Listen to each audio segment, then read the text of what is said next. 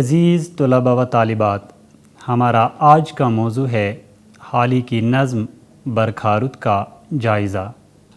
مولانا الطاف حسین حالی کا شمار اردو کے صف اول کے شعراء میں ہوتا ہے۔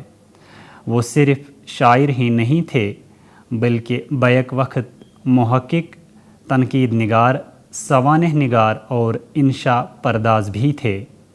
ان کی مشہور کتاب مقدمہ شعر و شاعری اردو تنقید کی اولین کتاب کی حیثیت سے مشہور ہے، جس میں انہوں نے شعر کی ماہیت، اہمیت اور اصولوں نیز اردو شاعری کی مختلف اصناف پر تنقیدی بحث کرنے کے ساتھ ساتھ ان کی اصلاح کے لیے اپنی آراء کا اظہار کیا۔ گویا حالی شعر اور شاعری کے اسرار و رموز سے حتی المقدور واقفیت رکھتے تھے۔ یہی وجہ ہے کہ بحیثیت شاعر انہوں نے جو کارہائے نمایاں انجام دیے، ان کی اہمیت مسلم ہے، اور اسی اہمیت کے پیش نظر ان کی شاعری آج تک ہمارے نصاب میں شامل ہے۔ حالی نے غزلیں بھی کہی ہیں اور بڑی تعداد میں طویل اور مختصر نظمیں بھی۔ انہوں نے اپنی شاعری کا آغاز غزل گوئی سے کیا، لیکن بعد میں وہ نظم کی طرف متوجہ ہوئے اور انہوں نے غالباً 1872 عیسوی میں جواں مردی کا کام، جس کے بارے میں کہا جاتا ہے کہ انہوں نے انگریزی کی ایک نثری حکایت سے مستعار لے کر اضافے کے ساتھ اسے نظم کیا ہے، کے عنوان سے پہلی نظم لکھی، لیکن ان کی نظم نگاری کا باقاعدہ آغاز 1874 عیسوی میں لاہور کے ایک مشاعرے سے ہوتا ہے، جس کا اہتمام محمد حسین آزاد نے کرنل ہالرائٹ کے کہنے پر کیا تھا۔ اس مشاعرے میں حالی نے کئی نظمیں پڑھیں اور اپنے نظم نگار ہونے کی تصدیق کروا لی۔ انہوں نے بہت سی نظمیں لکھی ہیں جو دیوان حالی نام کے مجموعہ کلام میں شامل ہیں۔ ان کی چند مشہور نظموں میں نشاط امید، مناجات بیوہ، مد و جزر اسلام، چپ کی داد، حب وطن، مناظر رحم و انصاف، مناظر واعظ و شاعر، تعصب و انصاف، دولت اور وقت کا مناظرہ، کلمت الحق اور برخارد شامل ہیں۔ آئیے مؤخر الذکر نظم یعنی برخارد کا جائزہ لینے کی کوشش کرتے ہیں۔ عزیز طلباء و طالبات، برخارد کا شمار مولانا حالی کی چند اہم ترین نظموں میں ہوتا ہے، جو انہوں نے 1874 عیسوی میں لکھی ہے۔ مثنوی کی حیت میں لکھی اس طویل نظم میں کل ملا کر 145 اشعار ہیں۔ نظم کا موضوع، جیسا کہ اس کے عنوان سے ہی صاف ظاہر ہے، برسات کا موسم ہے، لیکن نظم کے بغور مطالعے سے اندازہ ہوتا ہے کہ یہ نظم صرف برسات تک محدود نہیں، بلکہ اس میں حب الوطنی کی بھی مثالیں ملتی ہیں۔ اس میں جس دلسوزی اور لگن کے ساتھ حالی نے برسات کے موسم سے متعلق جزیات کو قلم بند کیا ہے، وہ بلا شبہ ان کی نظم نگاری پر دال ہے۔ آئیے نظم کے چند ابتدائی اشعار کو دیکھتے ہیں۔ گرمی کی تپش بجھانے والی، سردی کا پیام لانے والی، قدرت کے عجائبات کی کان، عارف کے لیے کتاب عرفان، وہ شاخ و درخت کی جوانی، وہ مور و ملخ کی زندگانی، وہ سارے برس کی جان برسات، وہ کون خدا کی شان برسات، آئی ہے بہت دعاؤں کے بعد اور سینکڑوں التجاؤں کے بعد، وہ آئی تو آئی جان میں جان، سب تھے کوئی دن کے ورنہ مہمان۔ عزیز طلباء و طالبات، حالی نے اپنی مشہور تنقیدی کتاب مقدمہ شعر و شاعری میں شاعری کے لیے سادگی، اصلیت اور جوش کو ضروری قرار دیا، اور یہ تینوں چیزیں ہمیں زیر بحث نظم میں عملی طور پر دکھائی دیتی ہیں۔ اس نظم میں جس طرح شاعر نے برسات کو موضوع بناتے ہوئے مناظر فطرت پر تفصیلاً روشنی ڈالی ہے، اس سے ان کی فنکاری کا ثبوت فراہم ہوتا ہے۔ گرمی کی شدت سے لے کر برسات تک شاعر نے تقریباً ہر چھوٹے بڑے منظر کو اس نظم کی لڑی میں پرو دیا ہے، اور کہیں پر بھی طبیعت بوجھل نہیں ہوتی، بلکہ سامنے کی بات سامنے والے الفاظ میں سامنے آتی ہے، اور یہ ہر ایک فنکار کا خاصہ نہیں ہوتا۔ گرمی کی شدت کس طرح انسانوں، چرند و پرند، درختوں اور پودوں کو متاثر کرتی ہے اور انہیں راحت کی طلبگار بناتی ہے، جاندار، کوہسار، صحرا، دریا، چمن، بن، سانڈے، چارپائے، لومڑیاں، ہرن، چیتے، شیر، بیل، بھینس، گائے، گھوڑے اور دیگر جاندار اور بے جان چیزوں کا گرمی کی شدت سے متاثر ہونے اور برسات کی چھم چھم سے راحت محسوس کرنے کا اس نظم میں جو احاطہ کیا گیا ہے، وہ بلا شبہ جزیات نگاری، واقعیت نگاری اور حقیقت نگاری کی ایک عمدہ مثال ہے۔ گرمی سے تڑپ رہے تھے جاندار اور دھوپ میں تپ رہے تھے کوہسار، بھوبل سے سوا تھا ریگ صحرا اور کھول رہا تھا آب دریا، تھی لوٹ سی پڑ رہی چمن میں اور آگ سی لگ رہی تھی بن میں، سانڈے تھے بلوں میں منہ چھپائے اور ہانپ رہے تھے چار پائے، تھی لومڑیاں زباں نکالے اور لو سے ہرن ہوئے تھے کالے، چیتوں کو نہ تھی شکار کی سدھ، ہرنوں کو نہ تھی قطار کی سدھ۔ اس طرح یہ نظم چھوٹے چھوٹے حقیقی واقعات اور مناظر کو بیان کرتی ہے۔ نظم کو پڑھ کر قاری کو گرمی کی شدت اور برسات کی ٹھنڈ محسوس ہوتی ہے، کیونکہ نظم نگار نے سلیقے کے ساتھ ان دونوں سے متعلق اپنے جذبات اور محسوسات کو الفاظ کے خوبصورت اور مناسب استعمال سے گویا زبان عطا کی ہے۔ منظر نگاری اس نظم کی ایک امتیازی خصوصیت ہے۔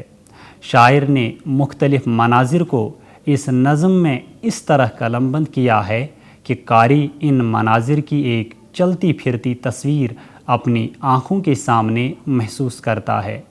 بظاہر گرمی اور برسات سے متعلق موضوع کو حالی نے اس نظم میں برتا ہے، لیکن ان دونوں کے پہلو بپہلو کئی اور طرح کے مناظر کو انہوں نے اس نظم میں بیان کیا ہے، جو خلاف موقع یا خلاف واقع محسوس نہ ہو کر قاری کو نہ صرف مسرت عطا کرتے ہیں، بلکہ شاعر کی گہری قوت مشاہدہ سے بھی قاری کو واقفیت حاصل ہوتی ہے۔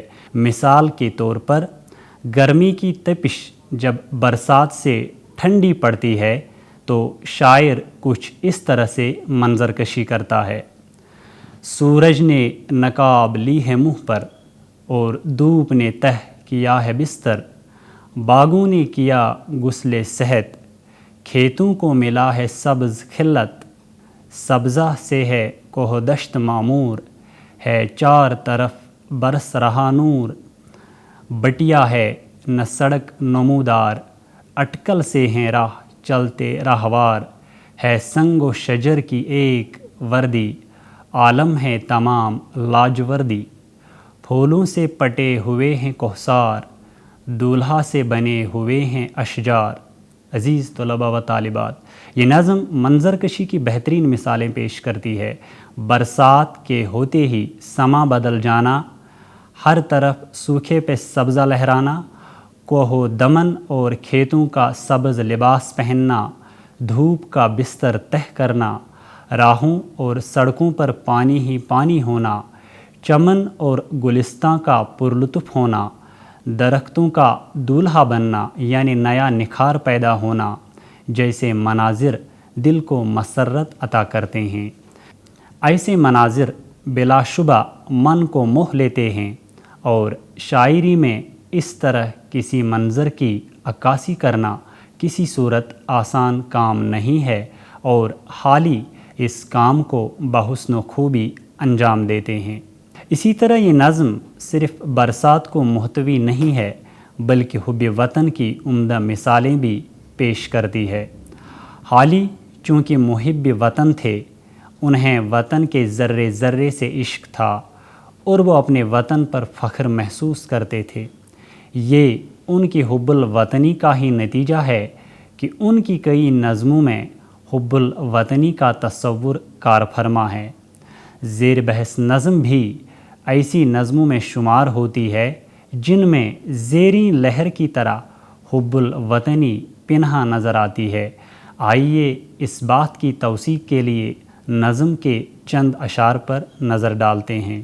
بیزار ایک اپنے جان و تن سے، بچھڑا ہوا صحبت وطن سے، غربت کی صعوبتوں کا مارا، چلنے کا نہیں ہے جس کو یارا، غمخوار ہے کوئی اور نہ دل جو، ایک باغ میں پڑا ہے لب جو، ہیں دھیان میں کلفتیں سفر کی، آپے کی خبر ہے اور نہ گھر کی۔ عزیز طلباء و طالبات، شاعر وطن سے دور، وطن کی محبت کے مارے ایک انسان کے لیے غربت میں برسات کو ایک تسکین کے طور پر پیش کرتے ہیں، اور برسات سے پہلے جو بادل اور ہوائیں چلتی ہیں، وطن سے دور مسافر ان سے مخاطب ہو کر اپنے وطن اور وطن والوں کو محبت، سلام و پیام بھیجتا ہے۔ یعنی وطن کی فرقت میں برکھا مسافر کو اپنے وطن کی یاد دلاتی ہے، اور ان مناظر کی تصویر اس کی آنکھوں میں کروٹیں لیتی ہے جن کا گرمی کی شدت کے بعد برسات سے نزول ہوتا ہے۔ اسی طرح یہ نظم شاعر کے وطن کے مختلف المذاہب لوگوں کے بارے میں بھی جانکاری فراہم کرتی ہے۔ حدت سے تنگ آ کر مختلف مذہبوں کے لوگ اپنی اپنی عبادت گاہوں میں دست بدعا ہوتے ہیں اور گرمی سے راحت پانے کے لیے دعائیں کرتے ہیں، اور جب ان کے دل کی مراد پوری ہوتی ہے تو اپنی اپنی عبادت گاہوں کا رخ کر کے شکر ادا کرتے ہیں۔ اس حوالے سے نظم کے یہ اشعار ملاحظہ ہوں۔ ابر آیا ہے گھر کے آسماں پر، کلمے ہیں خوشی کے ہر زباں پر، مسجد میں ہیں ورد اہل تقویٰ، یا رب لنا ولا علینا، مندر میں ہے ہر کوئی یہ کہتا، کرپا ہوئی تیری میگھ راجا، کرتے ہیں گرو گرو گرنتھی، گاتے ہیں بھجن کبیر پنتھی۔ فنی اعتبار سے اگر دیکھیں تو اب تک کی بحث کے حوالے سے یہ کہا جا سکتا ہے کہ حالی نے اس نظم میں سادگی، اصلیت اور جوش کو مد نظر رکھتے ہوئے ان کو عملانے کی کامیاب کوشش کی ہے۔ سامنے کے موضوع کو لے کر انہوں نے جزیات نگاری، واقعیت نگاری اور اسلوب بیان کی عمدہ مثالیں پیش کرتے ہوئے اس نظم کو فنی سطح پر جاذب توجہ بنانے کی کوشش کی ہے، جس میں وہ بہت حد تک کامیاب بھی نظر آتے ہیں۔ اس میں کوئی ماورائی بات نہیں ہے بلکہ مناظر فطرت اور انسانی زندگی سے متعلق تفصیلات کو نہایت ہی فنکاری کے ساتھ پیش کیا گیا ہے۔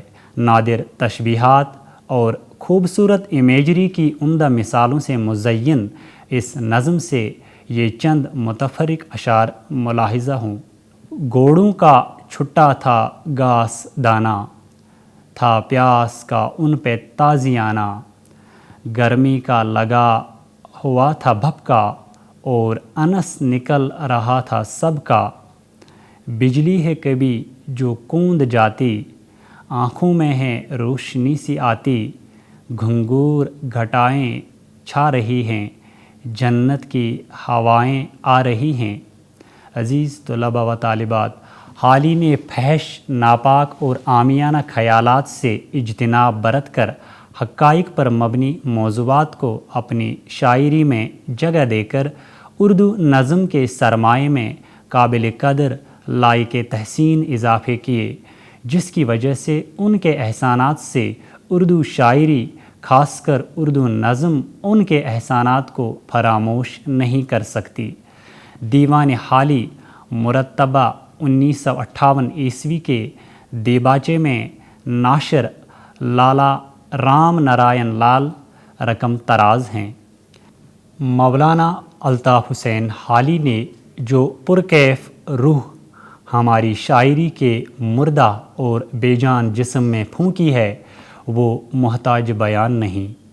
مولانا نے ہماری شاعری کو فحش، ناپاک خرافات اور گندے و عامیانہ خیالات سے بالکل پاک کر دیا اور اسے پند و موعظت، اخلاق اور اصلاح معاشرت، ادب اور فلسفہ کے سانچے میں اس خوبی سے ڈھالا کہ آج ہم نہایت فخر کے ساتھ تمام دنیا کے لٹریچر کے مقابلہ میں اپنی زبان کے کلام کو پیش کر سکتے ہیں۔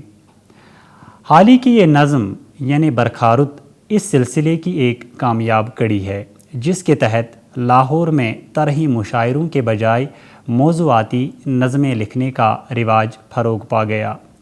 موضوع سے متعلق مختلف واقعات کو شاعر نے اس نظم میں جس ترتیب کے ساتھ قاری کے سامنے پیش کیا ہے وہ بلا شبہ ان کے کامیاب نظم نگار یا شاعر ہونے پر مہر ثبت کرتا ہے۔ زبان و بیان اور اسلوب کے حوالے سے اس نظم کے بارے میں کہا جا سکتا ہے کہ شاعر نے سادہ اور رواں دواں اسلوب میں اسے قافیے کے حسن سے لازوال بنانے کی کوشش کی ہے۔ حالی اس بات کے پرزور حامی تھے کہ شعر میں جو بات بیان ہو وہ سامنے کی ہو اور سامنے کے عام فہم الفاظ میں ادا ہو۔ وہ ابہام، رنگین اسلوب اور حد سے زیادہ آرائش کے خلاف تھے۔ مشکل زبان کے استعمال کو وہ شاعری کے عیوب میں شمار کرتے تھے اور انہیں موضوع کی ترسیل میں رکاوٹ سمجھتے تھے۔ اس خیال کو انہوں نے اپنی شاعری میں عملانے کی جو کوشش کی وہ اپنی مثال آپ ہے۔ زیر بحث نظم میں اگرچہ انہوں نے اردو کے پہلو بہ پہلو سنسکرت، فارسی، عربی اور ہندی الفاظ کا بھی استعمال کیا ہے، لیکن وہ بھی مروجہ یا یوں کہیں کہ بول چال کے الفاظ ہیں اور ہمیں اجنبی نہیں محسوس ہوتے ہیں۔ مثال کے طور پر باد سموم، ابر، رت، منجھدار، دیس، رکشک اور سنسار جیسے فارسی، ہندی اور سنسکرت الفاظ کے ساتھ ساتھ یا رب لنا ولا علینا جیسے عربی جملے ہمیں بہر صورت اجنبی نہیں لگتے بلکہ سامنے کے محسوس ہوتے ہیں اور ہم ان کے مطلب سے بھی آشنا ہیں۔